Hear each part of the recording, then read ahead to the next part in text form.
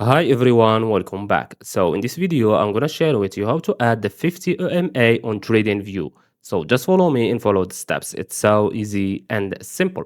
So first of all, open TradingView, then go to indicators here at the top. Click on it, and at the search bar, type EMA.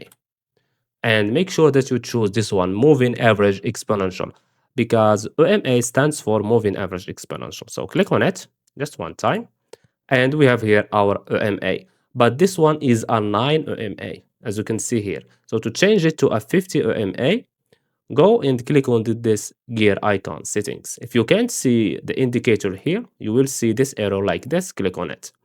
Now click on settings, go to input and change length to 50 because we want the 50 EMA. Click on OK. And now, as you can see, this is our 50 EMA.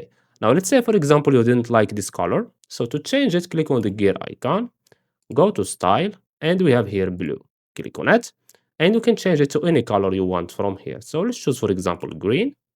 We have here also the thickness of the EMA. You can change it from here. So I will choose, for example, this one, and click on OK. As you can see, this is our EMA, the 50 EMA, with the color green. So I hope you found this video helpful. Don't forget to give us a like and subscribe. Thanks for watching and see you in the next one.